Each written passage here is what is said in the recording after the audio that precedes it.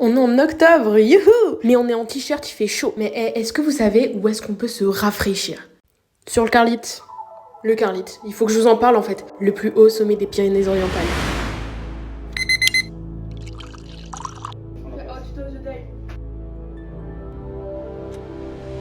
Je vous ai pas dit, mais il y a 3 règles à respecter en montagne. Toujours avoir le minimum d'équipement, toujours avoir au moins une gourde pleine. Puis il faut se dire que la pluie c'est notre ennemi. Ça peut nous faire glisser et puis elle a les risques d'hypothermie. Commencement 15h30.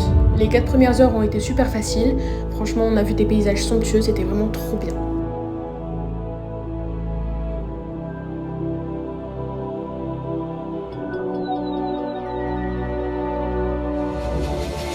20h, on a trouvé notre spot où on va dormir.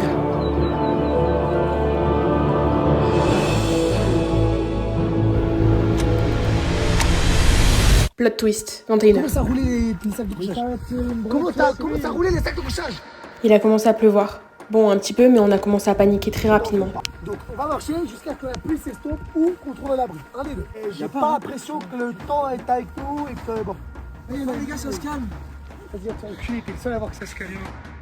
Du coup, on a eu l'idée d'éteindre toutes les lights. Si le pic du Carlite est devant nous et que le vent va derrière nous, sachant qu'il n'y a aucun nuage au-dessus du Carlite, je pense qu'on est bon. Bah écoute, bien vu Timéo. Du coup, on a remis les sacs et attends quoi? Comment ça que 3 sacs de couchage? On est 4. Bon, Raph n'avait pas de sac de couchage. Résultat, Timéo et Raphaël se sont juste posés en cuillère dans l'espace et puis ils ont mis le sac de couchage par-dessus eux en guise de couverture. Réveil 4h du matin.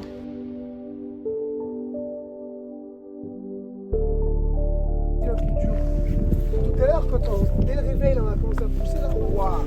Là, j'ai senti mes jambes et mes coups. J'ai dit, ouais, je peux. À peine réveillés, on a commencé à faire la vraie ascension hardcore.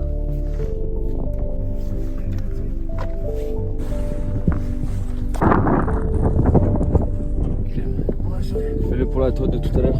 Tu seras fier. Tu seras fier d'être au sommet. Et puis, finalement...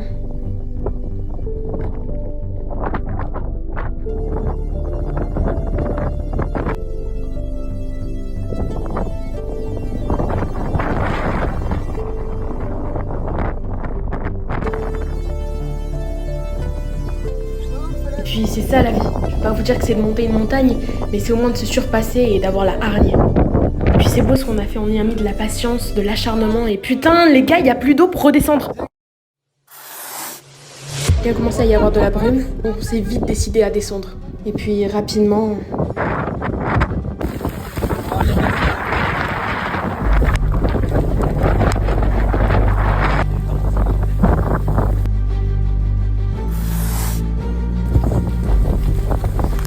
Putain.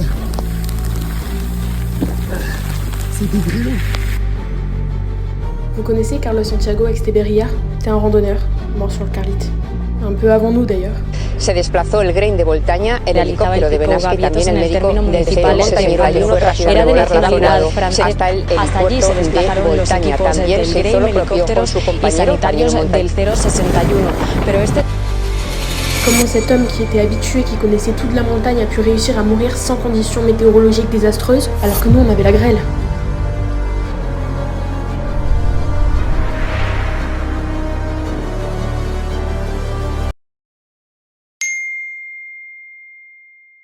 Oh là là, c'était chaud. Ah ouais.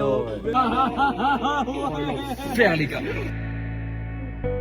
C'était dur, mais on l'a fait. Le sang glacé de ne pas savoir si on allait survivre ou non. Mais on l'a fait. On a connu le soleil, la pluie, le vent, la grêle. On a eu des moments plus difficiles que d'autres, mais on n'a pas lâché. Et voilà, maintenant on peut être fier, on a fait le Carlite.